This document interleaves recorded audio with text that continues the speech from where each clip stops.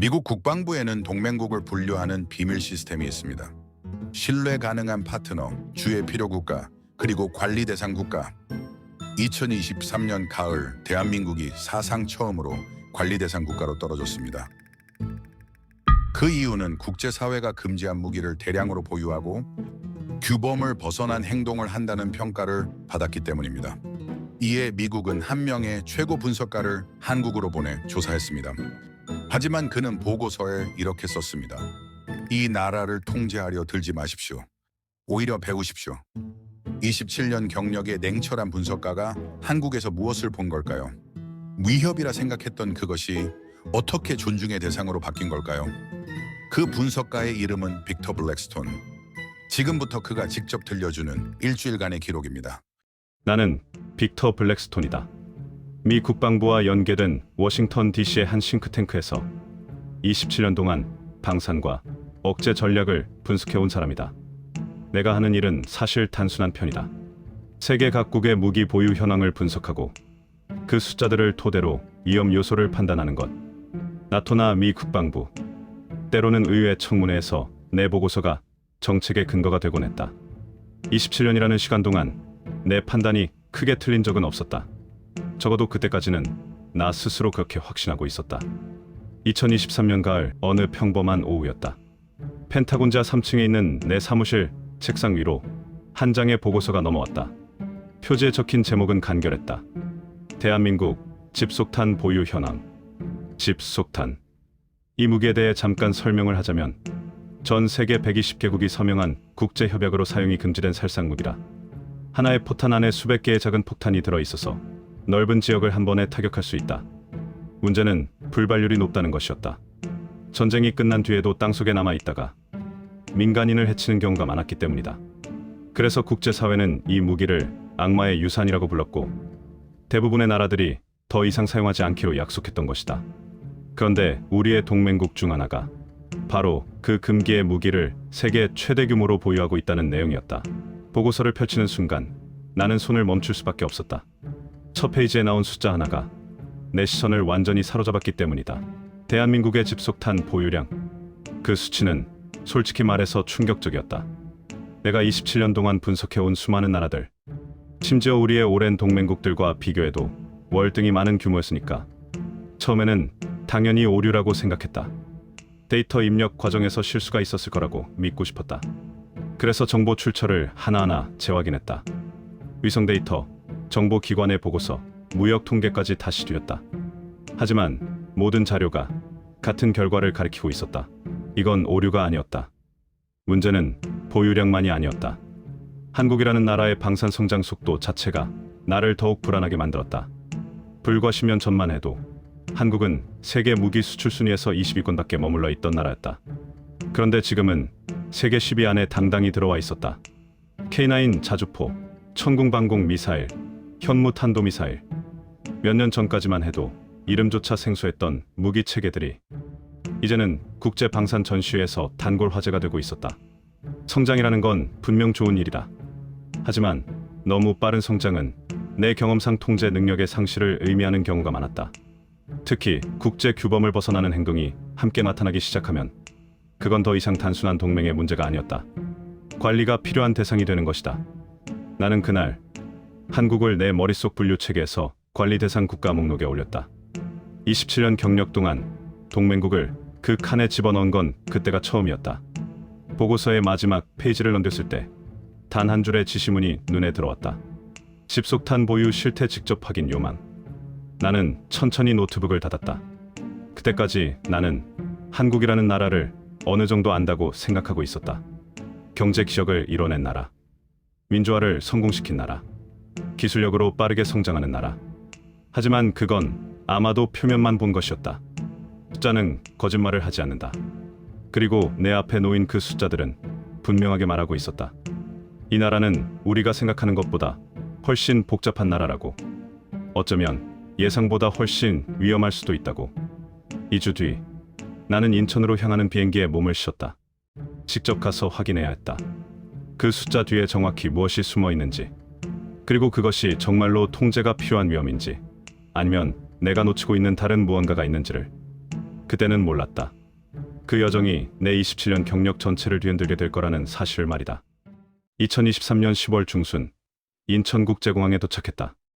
14시간의 긴 비행 끝에 내린 한국의 첫 인상은 의외로 차분하고 질서정연했다. 공항 로비는 깔끔하게 정돈되어 있었고 사람들은 서두르지 않으면서도 효율적으로 움직이고 있었다. 어디를 둘러봐도 혼란스럽거나 위협적인 분위기는 전혀 느껴지지 않았다. 하지만 나는 이미 오래전부터 알고 있었다. 국가라는 존재는 겉으로 드러나는 모습만으로 판단하면 반드시 오류를 범하게 된다는 사실을 말이다. 진짜 모습은 언제나 숫자 뒤편에 시스템 깊숙한 곳에 숨어 있다. 그리고 바로 그것을 확인하기 위해 내가 이 먼 곳까지 온 것이었다. 서울로 들어가는 고속도로를 달리는 동안 나는 창밖 풍경을 주의 깊게 관찰했다. 도로는 놀라울 정도로 잘 정비되어 있었고 고층 빌딩들이 빼곡하게 들어선 도심의 모습은 어느 선진국 수도와 비교해도 전혀 뒤처지지 않았다. 택시기사는 능숙하게 차를 몰았고 신호 체계는 정확히 작동했으며 거리는 깨끗하게 유지되고 있었다. 첫날 밤 호텔 방 창문을 통해 내려다본 서울의 야경은 상당히 인상적이었다.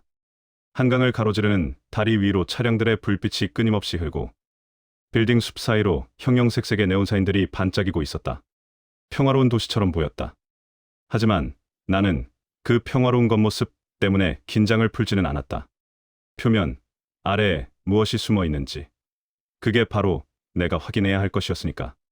다음날 오전 한국 국방부 총사를 방문했다. 정문을 지나 보안 검색을 받고 안내를 받아 회의실로 들어갔을 때 이미 한국군 관계자 서너 명이 테이블 너머에 앉아 나를 기다리고 있었다. 브리핑은 전반적으로 내가 예상했던 범위 안에서 진행됐다. 한국군의 현대화 계획, 최신 무기 체계 도입 현황, 방산 수출 실적과 기술 개발, 성과 등이 체계적으로 설명됐다. 모두 인상적인 내용이었다. 숫자들은 깔끔하게 정리되어 있었고 제시된 자료들도 전문적이고 체계적이었다. 그들은 자국의 성과를 자랑스럽게 설명했고 나는 고개를 끄덕이며 경청했다. 하지만 정작 내가 정말로 궁금했던 건 따로 있었다. 브리핑이 거의 끝나갈 무렵 나는 최대한 조심스러운 어조로 질문을 꺼냈다. 집속탄 보유 현황에 대해서 여쭤보고 싶습니다. 그 순간 회의실 안의 공기가 미묘하게 변하는 걸 느낄 수 있었다. 한국 측 관계자들은 서로 짧은 눈빛을 주고받았고 몇 초간의 침묵이 흘렀다. 그리고 그들 중 한 명이 이전보다 조금 더 조심스러운 목소리로 대답했다. 그 부분에 관해서는 별도의 보안 절차가 필요합니다. 별도의 보안 절차. 이 일을 27년 동안 해오면서 나는 그 말이 정확히 무엇을 의미하는지 잘 알고 있었다. 쉽게 보여주고 싶지 않다는 뜻이거나 혹은 최소한 신중하게 공개하고 싶다는 의미였다. 그렇다면 언제쯤 가능할까요?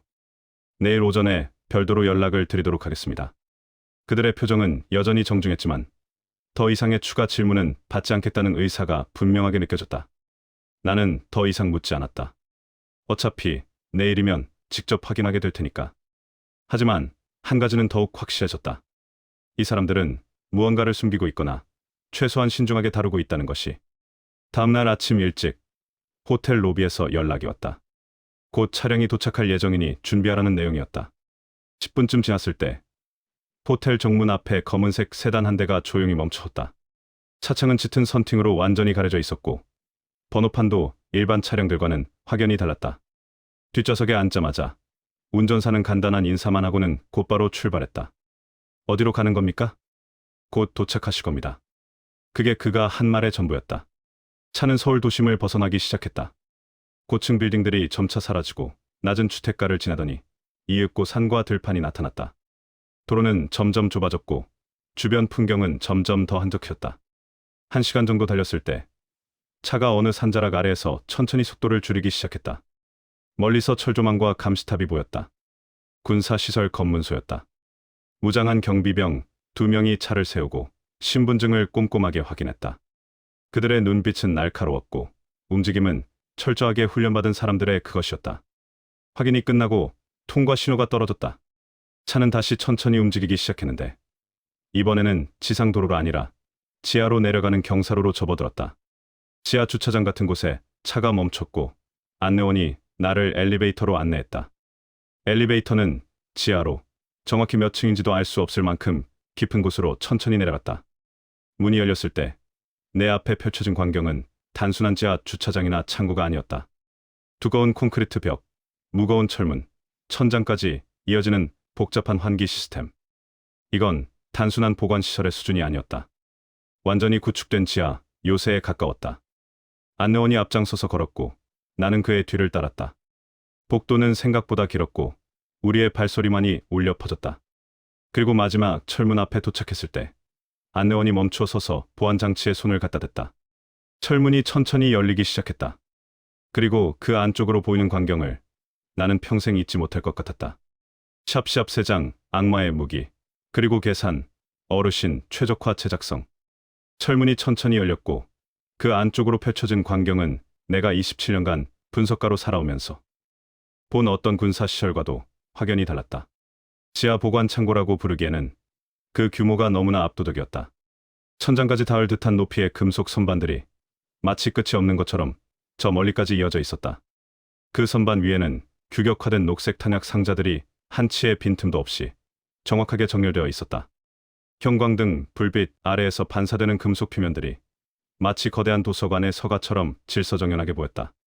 다만 차이가 있다면 여기 보관된 것은 책이 아니라 사람을 죽이기 위해 만들어진 무기라는 점이었다. 안내를 맡은 한국군 대령이 선반 사이를 걸어가다가 한 상자 앞에서 걸음을 멈췄다. 이것이 저희가 보유한 집속탄입니다. 그는 상자 옆면에 부착된 라벨을 가리키며 설명을 이어갔다.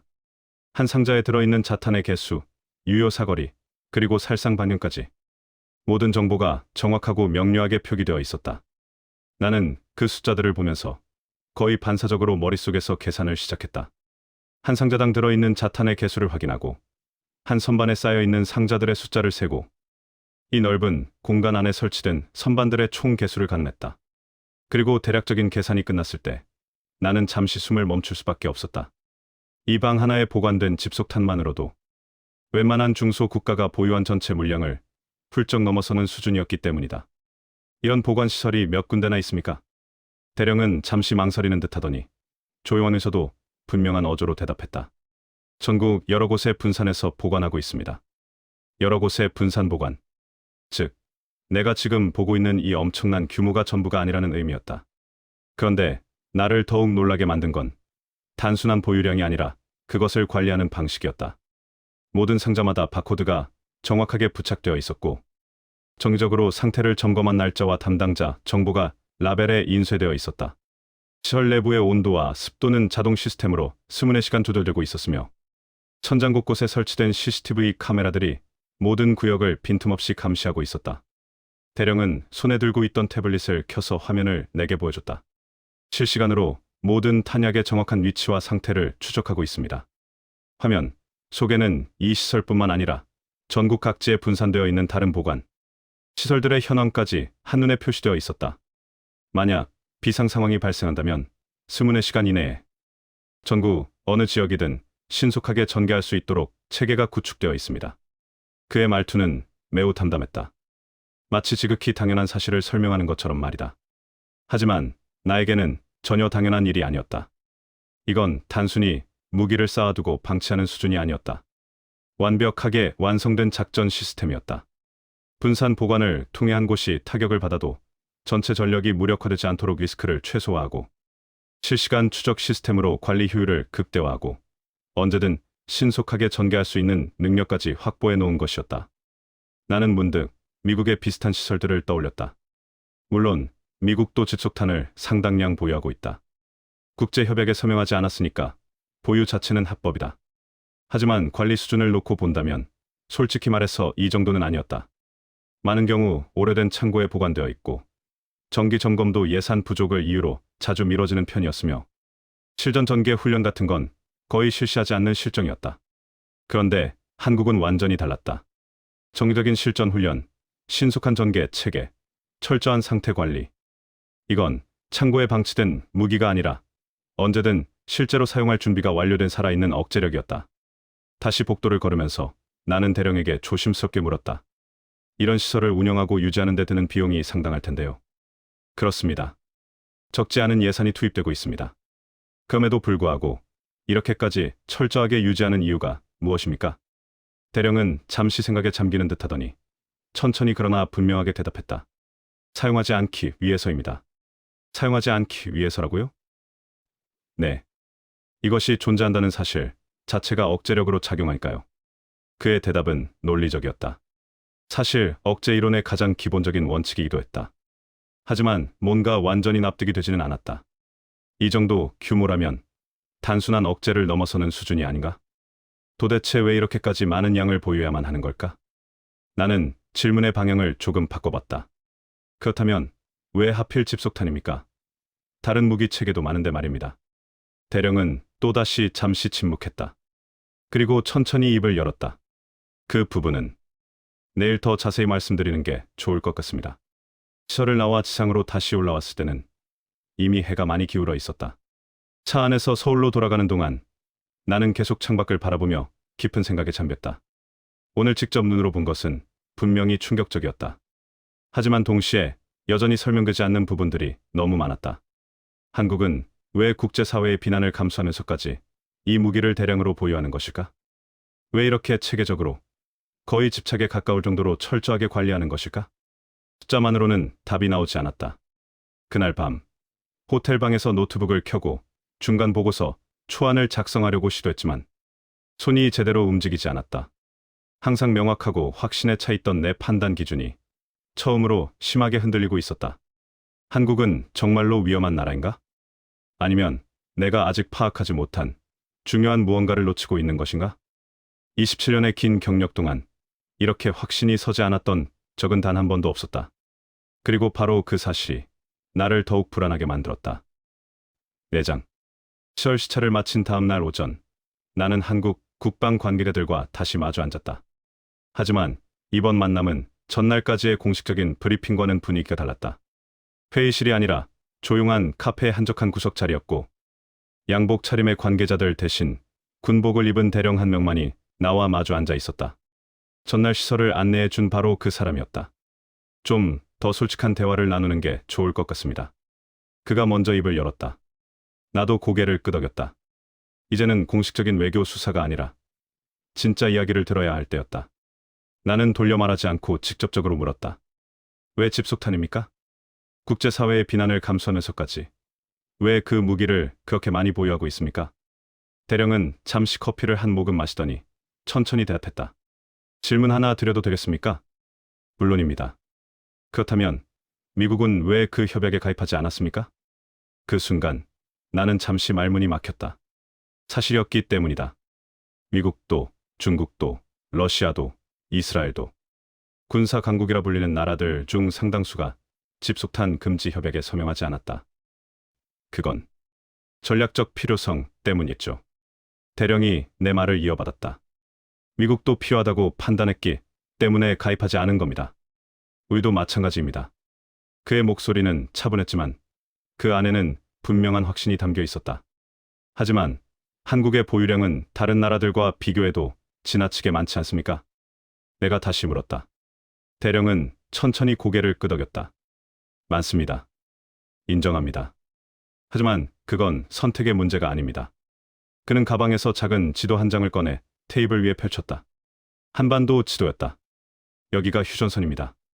그의 손가락이 지도 위를 천천히 움직였다. 그리고 여기가 서울입니다. 두 지점 사이의 거리. 불과 40km입니다. 40km. 서울에서 인천공항까지의 거리보다도 가까운 거리였다. 만약 전면전이 발생한다면 북한군이 서울까지 도달하는 데 걸리는 시간은 기껏해야 1시간에서 2시간입니다. 대령의 말이 이어졌다. 미군 증원 병력이 도착하기까지는 최소 20의 시간이 필요합니다. 빨라도 그렇습니다. 그는 지도를 다시 접으며 말했다. 집속탄은 바로 그 20의 시간을 버티기 위한 무기입니다. 나는 그의 말을 곱씹으며 생각했다. 20의 시간. 단 하루. 하지만 전쟁에서 그 20의 시간은 국가의 생존을 결정할 수 있는 시간이었다. 적의 기갑 부대가 밀고 내려올 때 우리는 그들을 멈춰 세워야 합니다. 최소한 늦춰야 합니다. 정밀 타격 무기로는 부족합니까? 내가 물었다. 정밀 무기는 고가입니다. 그리고 수량의 한계가 있습니다. 대령의 대답은 명료했다. 전면전이 발생하면 단 몇 시간 만에 엄청난 양의 탄약이 소모됩니다. 그때 필요한 건 정밀도가 아니라 물량입니다. 넓은 지역을 빠르게 타격할 수 있는 무기. 대규모로 진격하는 기갑 부대를 저지할 수 있는 무기. 그게 바로 집속탄입니다. 그의 설명은 논리적이었다. 숫자로만 보면 이협적이었지만 맥락을 이해하고 나니 계산이었다. 냉정한 생존의 계산. 하지만 불발탄 문제는 어떻게 하십니까? 나는 마지막 질문을 던졌다. 그 부분은 저희도 심각하게 고민하고 있습니다. 대령이 처음으로 무거운 표정을 지었다. 그래서 불발률을 낮추는 기술을 계속 연구하고 있고 자폭 장치를 개선하고 있습니다. 전쟁이 끝난 후의 책임까지 고려하면서 이 무기를 관리하고 있습니다. 그는 잠시 멈췄다가 덧붙였다. 우리는 이 무기를 사용하고 싶어서 가진 게 아닙니다. 사용하지 않기 위해, 밀리지 않기 위해 가진 겁니다. 카페를 나서면서 나는 생각에 잠겼다. 한국이 집속탄을 보유한 이유. 그건 공격을 위한 게 아니라 방어를 위한 것이었다. 더 정확히는 미군이 도착할 때까지 버티기 위한 최후의 수단이었다. 27년 동안 나는 수많은 나라의 무기 보유 현황을 분석했다. 하지만 이렇게 절박한 지적 현실 속에서 무기를 보유하는 나라는 처음이었다. 서울과 휴전선 사이 40km, 미군 증원까지 24시간. 그 숫자들이 비로소 의미를 갖기 시작했다. 하지만 아직 완전히 납득한 건 아니었다. 여전히 풀리지 않는 질문이 남아 있었다. 왜 이렇게까지 절박한가? 단순히 지리적 이유만으로 설명되지 않는 무언가가 더 있는 것 같았다. 그리고 그 답을 나는 곧 알게 될 것이었다. 5장. 그날 저녁 호텔로 돌아왔을 때 프런트 데스크에서 나를 불렀다. 블랙스톤 씨, 이것을 전달해달라는 부탁을 받았습니다. 직원이 건넨 것은 낡은 서류 봉투 하나였다. 발신인 이름은 없었고 다만 참고 자료라는 메모만 붙어 있었다. 방으로 올라와 봉투를 열었다. 안에는 몇 장의 복사된 문서와 오래된 사진들이 들어 있었다. 나는 침대에 앉아 그 자료들을 하나씩 펼쳐보기 시작했다. 첫 번째 문서는 일제강점기 시절의 기록이었다. 1910년부터 1945년까지 35년간 한국은 일본의 식민 지배를 받았다. 그런데 그 문서에서 내 눈길을 사로잡은 건 독립운동에 관한 부분이었다. 일제는 한반도의 모든 무기를 회수했다. 총, 칼, 심지어 사냥용 도구까지 전부 몰수했다. 무장 독립운동을 원천적으로 차단하기 위한 조치였다. 그래서 독립운동가들은 총 한 자루 없이 싸워야 했다. 맨손으로 혹은 농기구로. 그리고 대부분은 체포되어 고문을 받거나 총살당했다. 문서 여백에 누군가가 연필로 작게 적어놓은 메모가 있었다. 무기가 없다는 것은 싸울 수 없다는 뜻이었다. 두 번째 자료는 1950년 한국전쟁 초기 기록이었다. 전쟁이 시작되기 직전 한국군의 무기 보유 현황을 보여주는 통계표였다. 전차 없음. 공군 전력 거의 없음. 중화기 부족. 반면 북한군은 소련제 T-34 전차 240대를 보유하고 있었고 중화기도 충분했다. 전쟁이 시작된 지 3일 만에 서울이 함락했다. 막을 수 있는 무기가 없었기 때문이다. 사진 한 장이 눈에 들어왔다. 피난을 가는 사람들의 모습이었다. 아이를 업은 여인, 지게에 짐을 진 노인, 맨발로 걷는 아이들. 그들의 얼굴에는 공포와 절망이 가득했다. 세 번째 문서는 전쟁 당시의 증언록이었다. 한 참전 용사의 기록이었는데 거기에 이런 문장이 있었다. 우리에게 총알이 있었다면, 우리에게 제대로 된 무기가 있었다면 우리는 서울을 지킬 수 있었을 것이다. 그리고 마지막 문장. 총 한 자루만 있었어도. 그 문장이 끝나지 않고 점으로 흐여져 있었다. 나는 그 문장 앞에서 한참을 멈춰 있었다. 문서를 다시 천천히 읽으면서 나는 비로소 이해하기 시작했다. 한국이 집속탄을 그렇게 많이 보유하는 이유, 그렇게 철저하게 관리하는 이유, 그건 단순히 군사 전략의 문제가 아니었다. 기억의 문제였다. 무기가 없어서 나라를 빼앗긴 기억, 무기가 부족해서 수도를 지키지 못한 기억, 그 기억이 아직도 이 나라 깊은 곳에 남아 있었던 것이다. 미국은 그런 경험이 없다. 본토가 침략당한 적도 없고, 식민지배를 받은 적도 없고, 무기가 없어서 전쟁에서 밀린 적도 없다. 오히려 미국은 항상 가장 많은 무기를 가진 나라였다. 그래서 우리는 이해하지 못했던 것이다. 무기가 없다는 게 무엇을 의미하는지, 선택권이 없다는 게 얼마나 무서운 일인지. 집속탄이라는 무기는 한국에게 단순한 무기가 아니었다. 다시는 무기가 없어서 밀리지 않겠다는, 다시는 무방비 상태로 당하지 않겠다는 결의의 상징이었다. 나는 자료를 다시 봉투에 넣고 창문 쪽으로 걸어갔다. 밤의 서울이 내려다 보였다. 화려한 불빛들, 고층 빌딩들, 끊임없이 움직이는 차량들. 평화로운 도시처럼 보였다. 하지만 이제 나는 알았다. 이 평화가 얼마나 많은 것들 위에 세워져 있는지. 그리고 이 나라 사람들이 그 평화를 지키기 위해 무엇을 준비하고 있는지.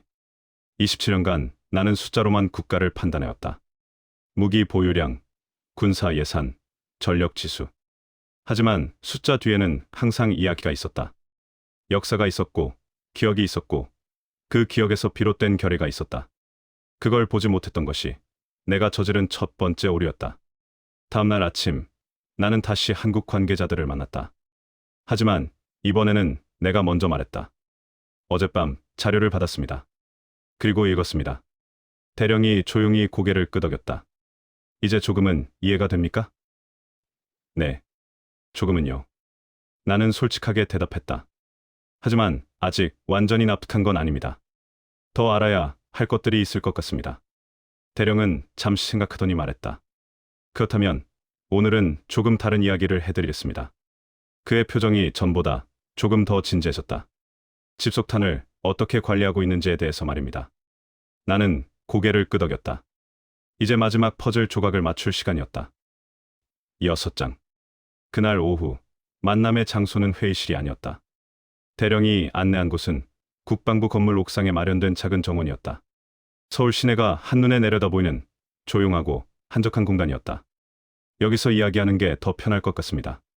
그가 벤치에 앉으며 말했다. 나도 그 옆에 자리를 잡았다. 공식적인 브리핑이 아니라 진짜 대화를 나누기 위한 자리라는 걸 직감할 수 있었다. 대령은 가방에서 다시 지도 한 장을 꺼냈다. 어제 본 것보다 더 상세한 한반도 지도였다. 이게 휴전선입니다. 그의 손가락이 지도 위를 천천히 따라갔다. 그리고 여기가 서울입니다. 거리는 아시다시피 40km. 그는 잠시 멈췄다가 다른 지점을 가리켰다. 만약 전면 공격이 시작된다면 이 경로를 따라 기갑 부대가 남아할 겁니다. 그의 손가락이 서울을 향해 움직였다. 속도는 시속 30km에서 40km. 빠르면 1시간 안에 서울 외곽에 도달합니다. 1시간. 공항 가는 시간보다도 짧은 시간이었다. 우리가 막아야 하는 건 바로 이 1시간입니다. 아니, 정확히는 스문의 시간입니다.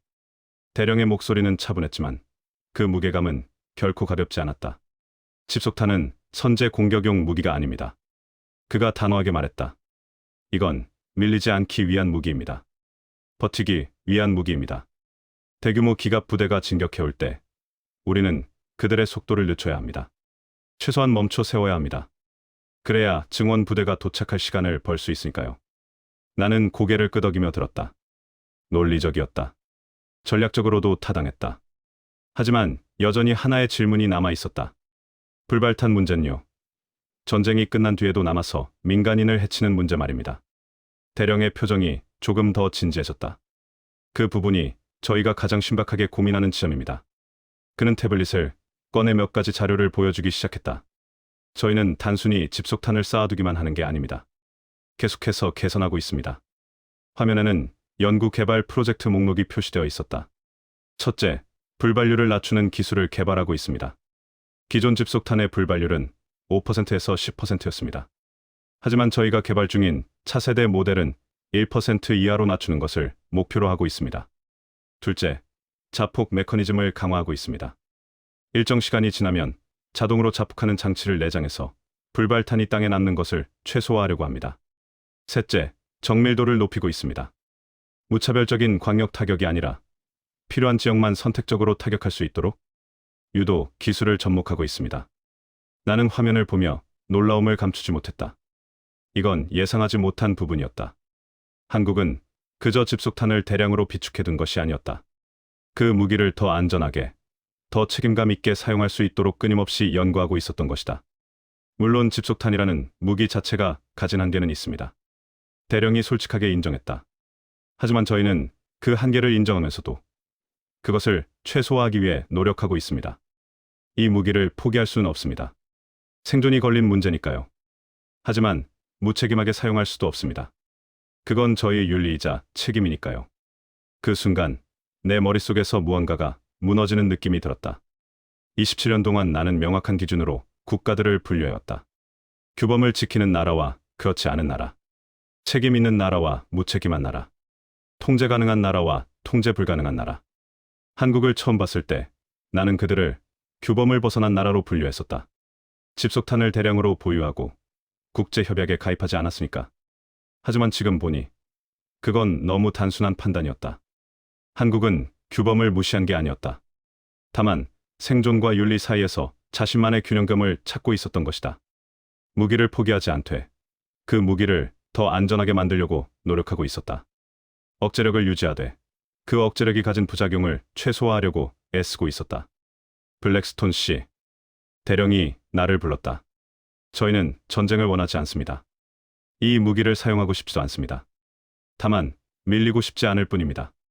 그리고 만약 사용해야 하는 상황이 온다면 최소한의 피해로 최대한 책임감 있게 사용하고 싶을 뿐입니다. 그의 말은 간결했지만 그 안에 담긴 무게는 결코 가볍지 않았다. 나는 천천히 고개를 끄덕였다. 이해합니다. 이제는 조금 더 명확하게 이해합니다. 정원을 나서며 나는 서울 시내를 다시 한번 내려다봤다. 빼곡한 건물들, 복잡한 도로, 수많은 사람들. 이 모든 것이 휴전선에서 단 40km 떨어진 곳에 있었다. 그리고 그 40km를 지키기 위해 한국은 집속탄이라는 무기를 선택했다. 윤리적으로 완벽한 선택은 아닐지 몰라도 최선을 다해 책임감 있게 관리하려는 선택이었다. 그날 내 분석 기준은 완전히 무너졌다. 한국은 문제 국가가 아니었다. 생각보다 훨씬 성숙하고 훨씬 책임감 있는 국가였다. 7장. 일주일간의 한국 방문을 마치고 워싱턴으로 돌아가는 비행기에 몸을 싣었다. 14시간의 긴 비행 동안 나는 노트북을 켜고 펜타곤에 제출할 최종 보고서를 작성하기 시작했다. 평소처럼 첫 문장을 쓰기 시작했다. 대한민국은 관리 대상 국가로 분류되어야 한다. 27년 동안 수십 번도 넘게 써온 익숙한 결론이었다. 하지만 이번에는 손가락이 키보드 위에서 멈췄다. 그 문장이 더 이상 진실이 아니라는 걸 알고 있었기 때문이다. 나는 화면을 한참 들여다보다가 천천히 그 문장을 지우기 시작했다. 그리고 완전히 다른 문장을 쓰기 시작했다. 미국은 대한민국을 잘못 판단하고 있었다. 그리고 그 오류는 정보 부족이 아니라 우리의 오만함 때문이었다. 보고서를 작성하면서 나는 한국에서 본 것들을 떠올렸다. 지하 깊숙이 완벽하게 구축된 보관시설, 실시간으로 모든 탄약을 추적하는 시스템, 24시간 내 전국 전개가 가능한 체계, 그리고 불발률을 낮추기 위해 끊임없이 연구하는 그들의 노력. 솔직히 말하자면 미국도 이 정도는 아니었다. 우리는 더 많은 예산과 더 오랜 역사를 가졌지만 관리 수준에서는 한국만 못했다. 보고서 결론에 이렇게 썼다. 대한민국의 집속탄 관리 체계는 미국이 참고해야 할 모범 사례다. 한국의 시스템은 미국의 노후화된 체계보다 적어도 한 세대 앞서 있다. 이 문장을 쓰면서 잠시 멈췄다. 27년 동안 미국이 최고라고 믿었는데 이제 다른 나라로부터 배워야 한다고 쓰고 있었으니까. 하지만 이것이 진실이었다. 대한민국은 통제해야 할 위험 국가가 아니라 미국이 존중하고 배워야 할 전략적 파트너다. 한국을 관리하려 들수록 우리는 가장 중요한 동맹을 잃게 될 것이다. 워싱턴에 도착한 다음 날 펜타곤 회의실. 국방부 고위 관계자들과 선임, 분석가들이 모인 자리에서 브리핑을 시작했다. 마지막 슬라이드를 띄우며 말했다. 한국은 문제가 아닙니다. 문제는 한국을 바라보는 미국의 시각입니다. 회의실이 순간 조용해졌다. 곧 질문 공세가 시작됐다. 블랙스톤, 당신 한국한테 매수당한 거 아니오? 27년 동안 객관적이던 사람이 갑자기 이렇게 편향적인 보고서를 쓰다니. 나는 침착하게 대답했다. 편향이 아닙니다. 현실입니다. 데이터로 증명하겠습니다. 다음 슬라이드들을 차례로 띄웠다. 미국의 집속탄 보관시설 평균 노후도 30년 이상. 한국은 10년 이하. 미국의 정기 점검 주기 12개월. 한국은 3개월. 미국의 비상 전개 소요 시간 48시간 이상. 한국은 24시간 이내. 숫자들이 나타날 때마다 회의실은 점점 조용해졌다. 그리고 가장 중요한 것. 한국은 불발률 감소 기술에 연간 1억 달러 이상을 투자합니다. 미국은 얼마나 투자하고 있습니까? 아무도 대답하지 못했다. 한 참모가 방어적으로 물었다. 그래도 한국의 보유량은 과도하지 않습니까? 과도합니다. 인정합니다. 나는 고개를 끄덕였다. 하지만 서울과 휴전선 사이는 40km입니다. 워싱턴에서 볼티모어보다 가깝습니다. 만약 워싱턴이 적국으로부터 40km 떨어진 곳에 있다면, 그것도 70년 동안 휴전 상태라면 우리는 어떻게 하겠습니까? 우리는 그런 경험이 없습니다. 하지만 한국은 매일 그 현실 속에 살고 있습니다. 국방부 차관이 직접 물었다. 블랙스톤, 당신의 최종 권고사항은 무엇이오? 나는 자리에서 일어섰다. 한국을 통제하려는 시도를 중단해야 합니다. 그들은 이미 미국이 통제할 수 있는 수준을 넘어섰습니다. 하지만 그것은 위협이 아니라 기회입니다. 한국은 이제 우리와 어깨를 나란히 할 파트너가 됐습니다. 마지막 문장을 분명하게 말했다. 그리고 솔직히 무기 관리 분야에서는 우리가 그들에게서 배워야 할 것들이 있습니다. 회의실은 불편했지만 아무도 반박하지 못했다. 2주 후 내 보고서는 공식 채택됐다. 그리고 놀라운 일이 일어났다. 국방부 문서에서 관리 대상 동맹이라는 표현이 사라지고 전략적 협력, 파트너, 기술 공동 개발국이라는 새로운 용어들이 등장했다. 더 놀라운 건 미 국방부가 한국의 무기 관리 시스템을 벤치마킹하기로 결정했다는 것이었다. 27년 경력 동안 미국이 다른 나라의 시스템을 배우러 간다는 이야기는 처음 들었다. 그날 밤 사무실에서 워싱턴 야경을 바라봤다. 나는 틀렸었다. 미국도 틀렸었다. 하지만 그걸 인정하는 순간 우리는 더 강해질 수 있었다. 한국은 위험한 나라가 아니었다.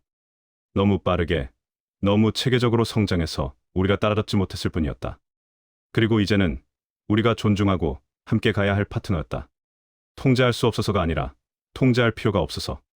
그들은 이미 스스로를 책임질 수 있는 성숙한 국가가 되어 있었으니까. 8장.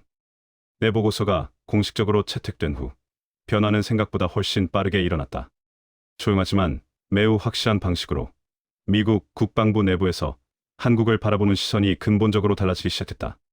가장 먼저 바뀐 건 한국을 언급할 때 사용하는 단어들이었다.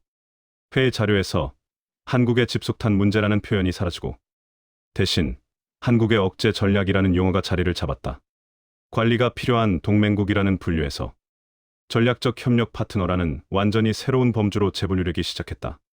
단어 하나하나의 변화가 작아 보일 수도 있지만 27년 동안 이 시스템 안에서 일해온 나는 그것이 얼마나 큰 의미를 갖는지 정확히 알고 있었다.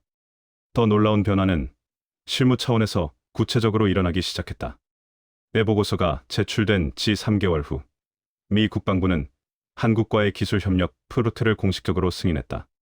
프로젝트의 주제는 집속탄 불발률 감소 기술에 대한 공동 연구였는데 여기서 정말로 놀라운 점은 이것이 미국이 먼저 제안한 게 아니라는 사실이었다. 한국이 먼저 협력을 제안했고 미국이 그 제안을 검토한 끝에 받아들인 것이었다. 내가 27년 동안 국방 분야에서 일하면서 미국이 아닌 다른 나라가 먼저 기술 협력을 제안하고 미국이 그것을 받아들이는 경우는 단 한 번도 본 적이 없었다. 항상 미국이 주도하고 동맹국들이 그 뒤를 따라오는 구조였는데 이번만큼은 완전히 달랐다. 6개월이 지나자 협력은 더욱 구체화됐다. 한국이 이미 개발해서 운용 중이던 실시간 탄약 관리 시스템을 미국의 몇몇 주요 군사 기지에서 시범적으로 도입하기로 결정된 것이다. 어느 날 펜타곤 회의실에서 나는 직접 그 장면을 목격했다. 한국에서 온 기술진들이 미국 장성들 앞에서 프레젠테이션을 진행하고 있었고 장성들은 진지한 표정으로 고개를 끄덕이며 질문을 던지고 있었다. 그리고 한국 엔지니어들은 마치 당연하다는 듯이 자신감 있게 하나하나 대답하고 있었다. 그 광경을 보는 순간 나는 분명하게 깨달았다. 이건 단순히 기술 하나를 공유하는 수준의 협력이 아니라 양국 사이의 위상 자체가 완전히 바뀌었다는 증거였다. 한국은 더 이상 미국의 일방적인 보호를 받기만 하는 나라가 아니었다. 함께 방위 기술을 개발하고 함께 전략을 설계하며 서로에게 배우는 진정한 의미의 동등한 파트너가 되어 있었던 것이다. 국제 무대에서도 변화의 신호들이 속속 감지되기 시작했다. 나토 정례회의에서 한국의 방산 기술이 공식 안건으로 다뤄졌고 폴란드가 한국산 자주포와 전차를 대규모로 구매하기로 결정했다는 뉴스가 전 세계로 타전됐다. 이어서 호주가 한국산 자주포 도입을 공식 발표했고 노르웨이가 한국산 방공 시스템 구매를 검토하기 시작했다. 이건 단순한 무기 판매 실적 이상의 의미를 가지고 있었다. 서방 세계 전체가 한국의 기술력을 그리고 한국이라는 나라의 신뢰성을 공식적으로 인정하기 시작했다는 증거였기 때문이다. 1년이 지난 후 나는 다시 한국을 방문했다. 이번 방문의 목적은 1년 전과는 완전히 달랐다. 감시나 조사가 아니라 진정한 의미의 협력을 논의하기 위한 출장이었다. 인천국제공항에 다시 발을 디딜 때 내 마음가짐은 1년 전과 비교할 수 없을 만큼 달라져 있었다. 그때는 경계심과 의심을 가득 안고 왔었지만 이번에는 동료를 만나러 가는 편안한 마음이었다. 서울거리를 걸으면서 나는 문득 깊은 생각에 잠겼다. 이 화려한 도시가, 이 번영하는 나라가 북쪽 휴전선에서 단 40km밖에 떨어지지 않은 위치에서도 이렇게 성장하고 발전할 수 있었던 진짜 이유가 무엇인지를 말이다. 바로 집속탄 같은 강력한 억제력이 있었기 때문이라는 것.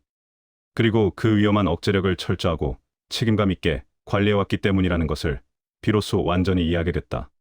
한국 국방부에서 다시 만난 그 대령은 1년 사이에 준장으로 진급해 있었다. 다시 오셨군요, 블랙스톤 씨. 환영합니다. 네, 준장님. 이번에는 완전히 다른 마음으로 왔습니다. 우리는 악수를 나누며 서로를 바라봤다. 그가 조용하지만 진심이 담긴 목소리로 말했다. 당신이 쓴 보고서 덕분에 정말 많은 것들이 달라졌습니다. 양국 관계가 한 단계 더 성숙해졌다고 생각합니다. 나는 고개를 저었다. 아닙니다. 저는 그저 현장에서 확인한 사실을 있는 그대로 쓴 것뿐입니다. 변화를 만든 건 한국의 노력이었습니다. 그날 밤 호텔 방 창문 너머로 서울의 야경을 바라보며 나는 1년 전 이곳에서 했던 생각들을 다시 떠올렸다. 통제 불능 국가. 그것이 내가 처음 한국을 방문하기 전에 머릿속에 그렸던 꼬리표였다. 하지만 이제는 그 표현의 의미를 완전히 다르게 그리고 정확하게 이해하게 됐다. 한국이 통제 불능인 건 위험하고 예측 불가능해서가 아니었다. 너무나 빠르게 성장했고 너무나 체계적으로 발전해서 이미 미국이 일방적으로 관리하거나 통제할 수 있는 수준을 훨씬 넘어섰기 때문이었다. 그리고 그것은 두려워해야 할 위협이 아니라 오히려 존중하고 함께 가야 할 이유였던 것이다. 워싱턴으로 돌아온 후 나는 마지막 후속 보고서를 작성했다. 제목은 이렇게 붙였다. 대한민국 책임 있는 억제국으로의 전환 완료 및 향후 협력 방향. 그리고 결론 부분에는 이렇게 썼다. 대한민국은 미국이 통제하거나 관리해야 할 국가가 아니다. 함께 국제 안보의 책임을 나누고 서로에게 배우며 성장할 진정한 파트너다. 그리고 이 사실을 인정하고 받아들이는 것이야말로 미국의 장기적 이익은 물론 동북아시아와 세계의 안정에 기여하는 가장 현명한 길이다. 27년이라는 긴 경력 동안 나는 정말 수많은 나라들을 분석하고 평가해왔다. 하지만 한국처럼 내 판단을 완전히 뒤집고 내 시각을 근본부터 바꿔놓은 나라는 단 한 곳도 없었다. 그리고 그 경험이 역설적이게도 나를 더 나은 분석가로 성장하게 만들었다. 이제 나는 확실히 안다. 숫자만으로는 결코 한 국가를 제대로 이해할 수 없다는 것을. 그 숫자 뒤에 숨어있는 역사와 기억, 그리고 그 기억에서 비롯된 국가적 결의까지 함께 봐야만 진실에 가까워질 수 있다는 것을. 한국은 바로 그것을 내게 가르쳐준 나라였다. 마무리. 나는 빅터 블랙스톤이라는 이름으로 27년 동안 오직 숫자만으로 국가를 판단하며 살아온 사람이다. 그 방식이 틀린 적은 없다고 굳게 믿어왔고 실제로 대부분의 경우에는 내 판단이 정확했다. 하지만 대한민국만큼은 완전히 달랐다. 이 나라는 숫자만으로는 결코 설명할 수 없는 곳이었고 역사와 기억, 그리고 두 번 다시 밀리지 않겠다는 국가적 결의로 움직이는 나라였던 것이다. 집속탄은 분명 논란의 여지가 있는 무기이고 국제사회의 우려를 받는 것도 사실이다. 하지만 한국에게 그것은 단순한 공포의 대상이 아니라 생존을 위한 냉정한 계산이었고 그 계산 뒤에는 두 번 다시 무방비 상태로 당하지 않겠다는 뼈아픈 역사적 기억이 자리 잡고 있었다. 나는 이제 분명하게 안다. 동맹이라는 관계는 일방적인 통제로 유지되는 것이 아니라 상호 존중으로만 지속될 수 있다는 것을. 한국은 미국이 관리하고 통제해야 할 대상이 아니라 함께 국제 안보의 책임을 나누고 함께 성장해야 할 진정한 파트너라는 것을.